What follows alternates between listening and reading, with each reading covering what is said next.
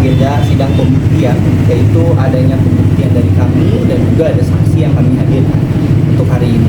Saksi yang dihadirkan sebagai siapanya? Saksinya adalah, ini ada di sebelah saya, ada Bang Hengki. Bang Hengki ini adalah teman sekaligus tim daripada Eza Gionino yang setiap hari beliau ada bersama dengan terduga, dan juga beliau ini sering menyelam juga di rumahnya. Bang Eki memberikan penjelasan apa tadi di dalam, mungkin seputar apa? Sebenarnya nggak banyak ya, hanya seputaran pertengkaran mereka terakhir dan bagaimana hubungan pertemanan saya waktu ke Medan melihat anak-anak waktu sakit, itu aja nggak. Bang, selama persidangan di dalam ada bantahan dari pihak Eza sendiri? Pastinya ya pada saat pembuktian ada yang tidak sesuai dengan tanggal misalkan, itu sudah dibenarkan juga sama Bang Hengki terkait tanggal-tanggal yang salah. Tapi Bang, benar adanya nggak sih dugaan KDRT yang dilakukan Eza? Maksudnya kan selalu dari pihak sana mengedepankan ada KDRT verbal dan non verbal, ya kan? Apakah Bang Hengki pernah melihat secara langsung seperti apa sih? Secara langsung saya nggak pernah melihat, tapi mungkin domainnya masyarakat untuk menjawab. Jadi Bang Hengki ini kan sering bersama dengan Eza Gionino dan juga sering ada di rumah.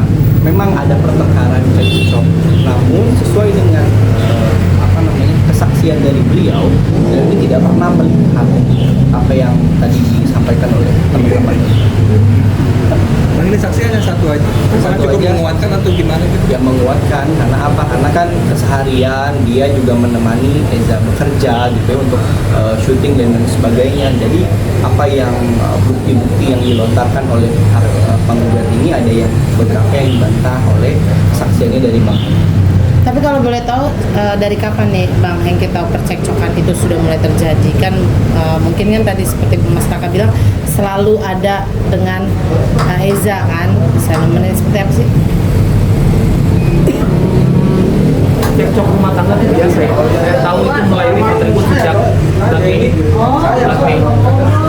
Bulan Mei tahun 2024 ini. Itu yang 2025. Berarti itu yang udah sering terjadi dan yang cukup intens. Cekcok seperti apa sih yang mereka kan, maksudnya kan apakah ada obrolan-obrolan yang terdengarnya seperti hal-hal yang sepele atau bagaimana nih? Atau ada orang ketiga memang? masyarakat aja. Jadi kalau orang ketiga ya itu tidak ada teman-teman ya, dan ini juga ada beberapa yang harus saya sampaikan. Ini adalah agenda untuk persidangan terakhir ya, untuk siang sidang langsung, bahwa kalau memang ini keputusannya akan bercerai dari dulu itu Mas Eza silahkan. Tapi kan Mas Eza juga maksudnya kemarin sudah bilang dia masih ada harapan. Tapi kan dalam sebuah pernikahan ini tidak hanya satu orang saja, tapi harus ada dua belah pihak yang bersepakat. Ya, intinya apa sih yang kita kejar dari pengadilan agama ini, kan? Daripada kita saling saling membuktikan sesuatu yang dianggap menurut saya tidak elok dan tidak baik, ya lebih baik kita ya sepakat saja untuk bercerai. Dan memang Eza ini juga sudah legowo, dan juga dia lebih energinya itu lebih baik dipakai untuk mengurus anak-anak, lebih parenting kepada anak-anak. Udah ikhlas ya Bang? Ya kalau memang Mas Eza sendiri ya sudah dari awal ya sudah mengikhlaskan, tapi kan yang namanya upaya masih tetap dilakukan, harapan tetap ada untuk memperbaiki. Tapi kalau memang itu sudah dari sananya tidak bersepakat dan tidak adanya kesepakatan, ya sudah, berarti kan tidak ada. Tapi Om, kan tiap hari sama Eza, amat disayangkan gak sih Om? Biasanya kan selama 2 tahun ini mungkin kehidupan mereka, keluarga mereka dengan 3 anak-anak mereka, amat disayangkan gak sih? Iya sih, saya sangat menyayangkan banget ya. Ini saya kenal mereka berdua udah seperti adik-adik saya sendiri. Eka dan Eza ini kalau ada sampai terjadi konflik, terjadi seperti ini, saya sangat prihatin dan menyayangkan. Hati kecil saya sebenarnya nggak mau mereka seperti ini. Maunya seperti dulu, kita rame-rame senang-senang di rumah, have fun sama-sama. Tidak mau seperti ini sebenarnya. Tapi Om sendiri mungkin boleh dikasih tahu masih kenal sama Eza dari kapan, sampai mungkin tahu Eza seperti apa, sampai akhirnya sama Eza seperti apa kayaknya. Kenal Eza sudah sejak sejak sebelum mereka menikah ya, udah lama jauh sebelum itu, dan kami seringlah beraktivitas sama-sama dalam urusan pekerjaan ataupun keseharian karena sudah seperti kakak adik. Ya, tapi Bang, kenapa hari ini Eza tidak dihadirkan kembali kan? Maksudnya bukan tidak datang. Eza sebenarnya pengen sekali datang, tapi kan karena ada beberapa kontrak pekerjaan yang harus dilakukan, ya jadi berhalangan dan dikuasakan pada saat ini. Berarti sekali lagi dari pihak Abang dan saksi Pak Hengki tidak ada KDRT ya Bang, yang dilakukan sepanjang pernikahan bersama Eca. Tapi kan dari kesaksiannya beliau juga sudah mengatakan seperjalanan tidak pernah melihat adanya KDRT. Tapi beberapa waktu lalu Eza terlihat datang ke makamnya almarhum mama. Itu emang kayak dia pengen curhat ke mama atau seperti apa sih, mungkin Om Hengki, jadi ada izin nggak sama si Om? Dia bilang ke saya kok sebelum berangkat itu, Bang, izin saya mau ke Malang cuma sekedar kangen sama mamanya. Dia mungkin terlalu penat dengan apa yang terjadi selama ini. Dia ingin berkeluh kesah mungkin di makam ibunya sekalian.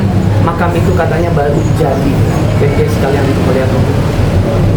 Berarti akan rencana pulang kapan lagi dia?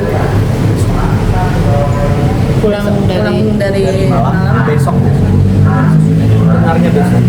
Jadi begini teman-teman media ya, jadi harapan dari kami sebenarnya apa sih yang dicari dari pengadilan agama ini? Sebenarnya kan hanya putusan perceraian dan segala akibatnya. Tidak usah menjadikan ini hal yang besar, karena kan apa?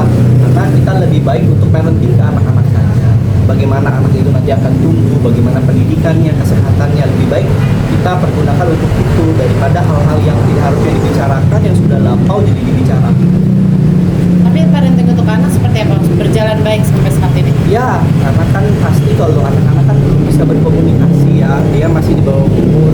Tapi kan anak-anak ini ada handphone, tapi tetap saja itu kan pengawasan orang tua.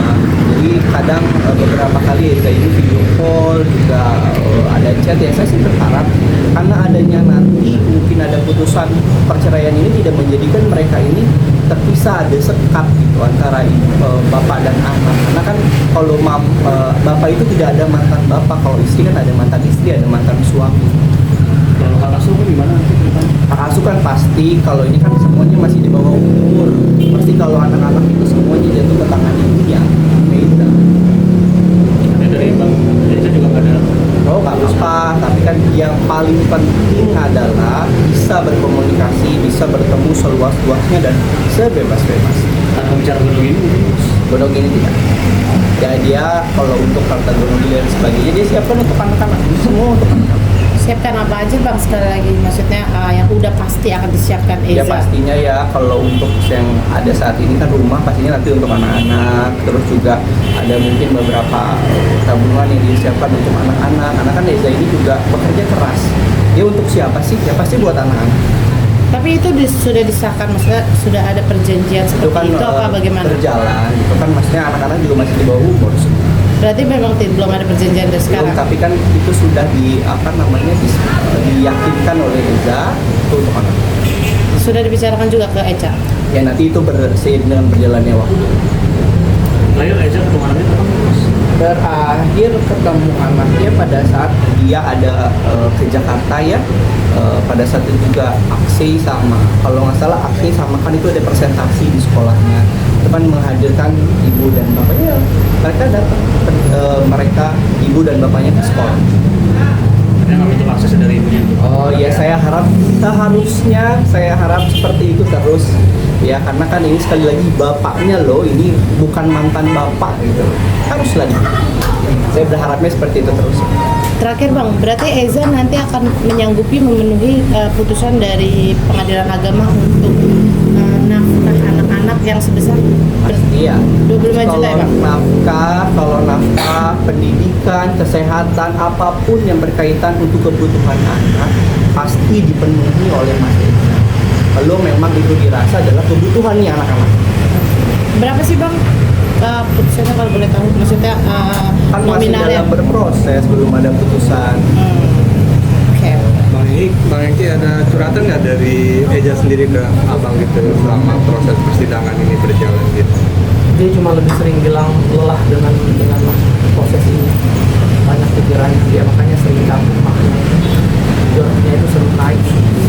sekali bisa ke rumah sakit ya, karena aku bawa pikiran anaknya memang tingkar ya, tak berpikir. Udah? Sidang selanjutnya kapan bang? Sidang Agendanya apa? selanjutnya 2 minggu lagi kesimpulan Ikut. ikut. Jadi ya saya berharapnya semua ini apapun putusannya itu tidak berpengaruh terhadap anak-anak. Lebih baik daripada kita berpikir atau kita terus menggaung-gaungkan hal yang tidak elok, yang tidak baik, lebih baik energi itu dikhususkan atau difokuskan terhadap parenting anak-anak. Egonya dikhususkan untuk parenting anak-anak saja. Terakhir Bang Hengki, mungkin cekcok ini kan katanya terdengar 25 bulan Mei 2025. Nah, pernah lagi nggak sih Yang mungkin? setahu aku sih ya, mulai awalnya seperti bulan-bulan Mei. Sebelum itu pernah atau Saya tidak tahu. Udah? Aman ya? Oke, makasih Mas Raka. Terima kasih bang.